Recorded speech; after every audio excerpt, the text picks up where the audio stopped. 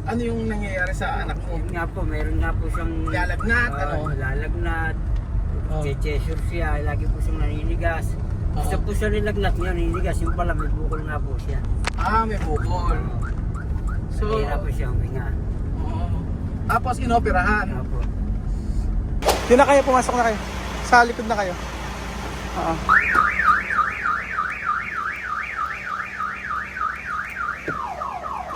Ingay. Ay, ang ingay. Ay, nako.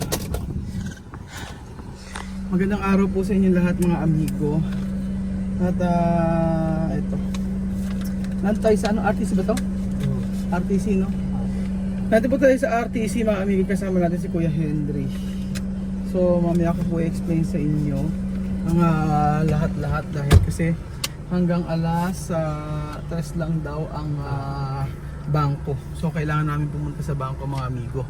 Saglit lang. Papaliwanag ko sa inyo kung ano yung nangyari. Kaya Kuya Bedyan, ikayan mo na lang habang ako yung nagdadrive pa dyan para ma-explain ko.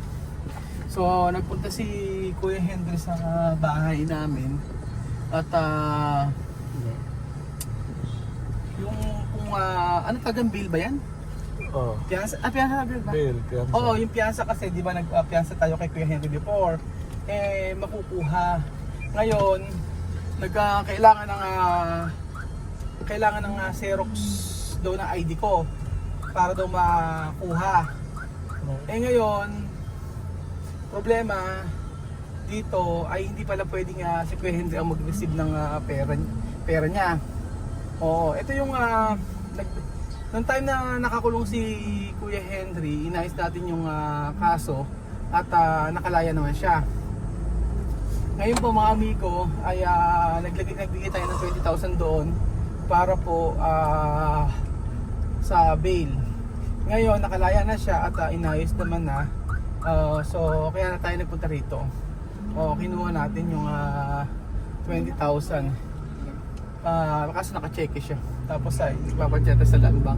Ngayon mga amigo, ang problema, ano ba nangyari kay ano mo kay Henry? Kuya Henry, ano ba nang ayan? Ano nangyari sa anak mo?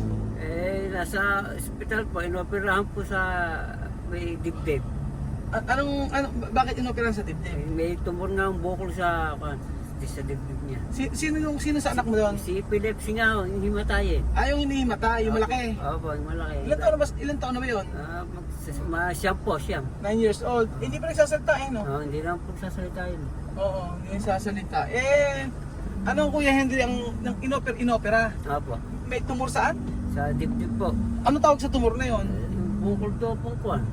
Yung ano tawag yun, yung may tawag po rin yung tawag. Ano? Tumor, yung sintomas.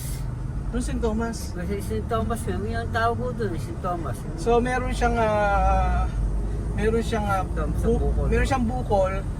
Anong nangyari sa anak niya? Anong nangyari sa anak ko? Bakit mo nalamang mayroong bukol? Sa x-ray po, saka sa CT scan.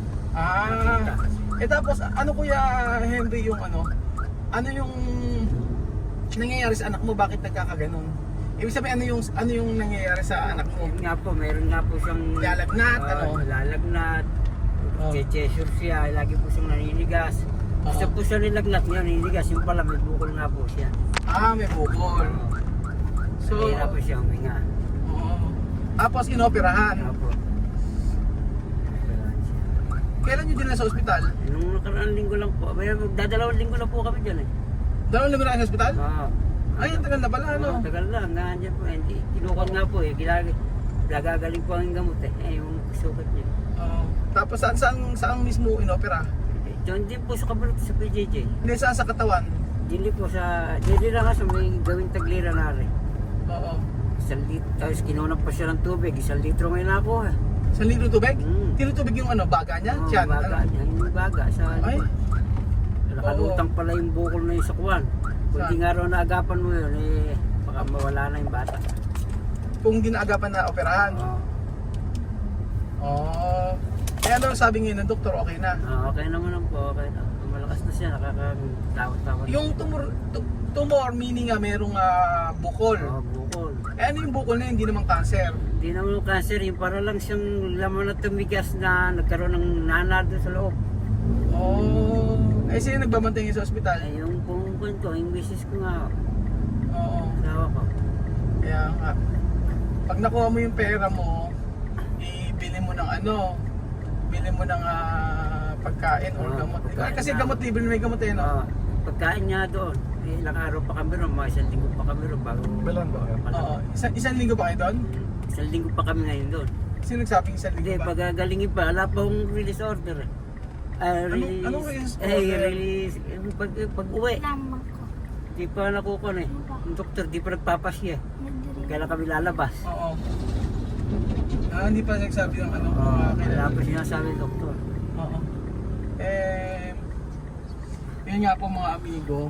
Yun nga po mga amigo kaya ang tagal na nito, hindi pa nakukuha yung pera kasi nung pala na ospital yung kanya anak. Eh, hindi naman kami nagtatagpo ni Kuya Henry.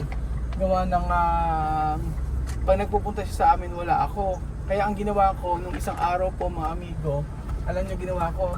Ang ginawa ko po ay pumunta mismo ako kay Kuya Henry. Ngayon, ang nakausap ko naman doon ay yung kanyang, medyo yung nanay nakausap natin no? Oh. That time nagpunta kami kay Kuya Henry, yung nanay ang nagpunta kasi sa Kuya Henry, sabi nga hindi raw ma-release. So, sabi kong gano'n, ako na lang bababa. Sabi kong gano'n, kami na lang ang pupunta. So, nagpunta kami doon sa kanila, tapos nakausap namin yung nanay. Yun nga daw, ilang linggo na raw nasa ospital yung yung bata, yung anak niya. So mamaya po babalikan ko po kayo at ipapalit ko lang po yung pera para po magamit ni Kuya Henry. So yun po mga amigo, ipalit ko na yung check eh. Ako rin pala talaga dapat na magpalit. Tapos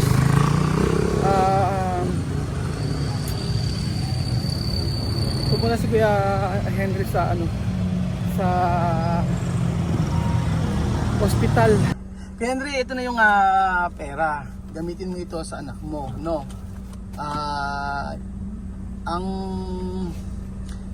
Ang maitutulong ko lang sa'yo, ito, no? Yung makuha mo yung pera at magkaroon ka ng pwedeng maibili sa anak mo, no? Okay, Henry, ito na yung pera, no? Salamat po at kailangan ko lang po itong pera at salamat po sa mga tulong niyo po sa lahat-lahat po kaya Raul at wala po ako nakakulong at ayos na po, nakalabas na po ako. Ito po yung pera na ito, gagamitin ko po para sa mga anak ko sa maayos sa pamaraan. Okay po. Salamat po. Thank you po rin maraming po salamat at sa po ng kwan sa inyo po at tulungan niyo po kami. Yung anak ko nga po yung nasa ospital, gagamitin ko po ito sa anak ko, sa iba ko po pamilya. Ito po sa perang ito, kailangan ko po sa lahat po. Maraming thank you po at maraming salamat sa mga tulong sa lahat po sa pamamagitan niyo po. Salamat po talaga. Ngayon po, nasa ospital po yung anak ko at na-operahan na po. Nakakumpay po siya hanggang ngayon. Itela po namin yung pag-schedule po yung paglabas niya. At kung mag-okay na po, po makalabas na po kami. Mag-ingat kayo ha. Sige. Uy, sino? Ay, cellphone ko. Ay, naku. Alam niyo ba nangyari? Ang nangyari po ay yung cheque. Tumatawag sa akin si Lenlen, hindi ko nasagot. Tumawag si Lenlen kay Beljun. Ngayon, yung land bank tumatawag sa akin kasi number ni Lenlen pinili ko lagi pagka merong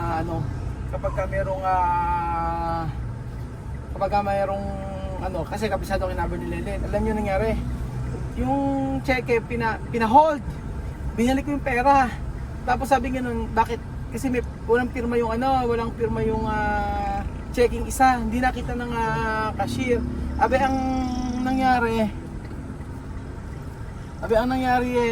sabi nga nila, sir, makikisuyo ako, pabalik mo to sa may pipirma. Kasi pag problema niya yun. Kasi inirelease niya ako sa akin yung pera. Nirelease niya yung pera, tapos binigyan niya sa akin, okay na sana. Tapos bumabalik ako, sabi niya nabalik ka sir dito, kailangan Oh, ka. nakuha pala yung number mo. Nakalagay sa may cheque yung number. Okay. Nilalagay yung number doon, lagyan ko yung number ni Kat. Oh. Ngayon, dali-dali ang pumunta. Tapos pagkayari, merong cancellation na nalagay, ganyan, kakancel. Kasi yung pera is yung pera before, binigay ko ng cash. Ngayon, in-return sa akin, cheque na. Kaya sabi ko, ano ba yan? Sabi ko, ayaw yata ibigay kay Kuya Henry yata yung pera. Kaya, pero okay na rin at naibigyan natin kay Kuya Henry, pero masaya na siya. Kasi malaking bagay yan para sa anak niya na operahan. Sa totoo lang, okay naman natulungan si Kuya Henry kasi matanda na. Kaya nga po, alam niyo mga amigo, pagka nagpupunta sa akin yan, kahit walang video, binibigyan ko yan. Hindi yung sasabihin na pinabayaan. Sa totoo lang, na ipalabas natin siya sa kulungan.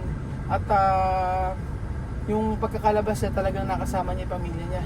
Isipin niyo, si Kuya Henry nakulong dahil sa magkano utang, ano ba yun?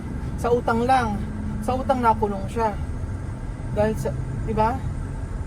Ewan ko magkano yung utang, mababa lang yung utang tapos puro abala nangyari, di ba? Isipin niyo, nakulong.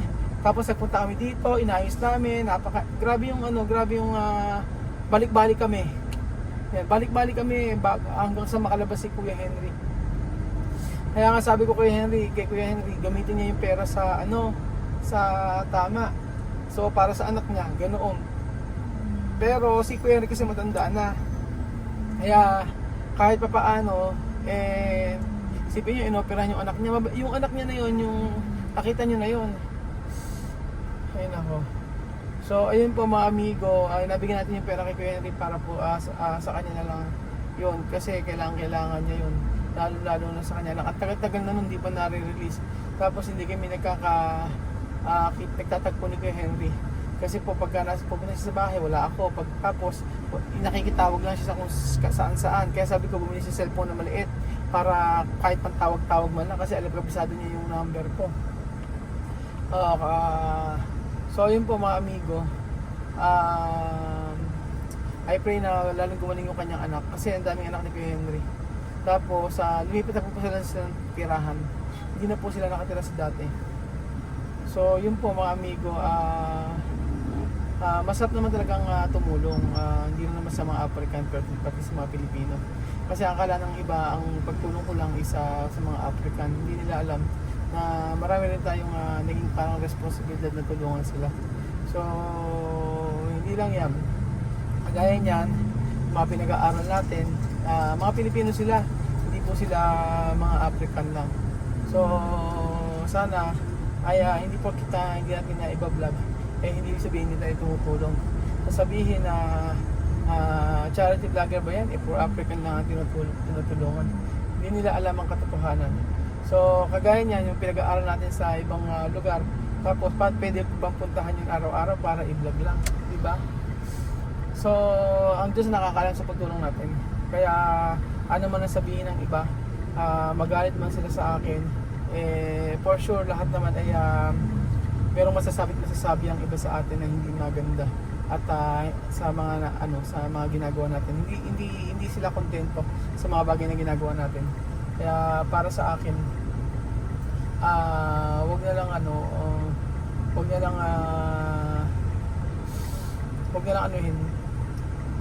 magsalita ng hindi maganda, lalo lang wala namang ambag, di ba? Pero yung effort talaga, kasi lalo na niyan, ilang beses ka maghapon tayo, di ba?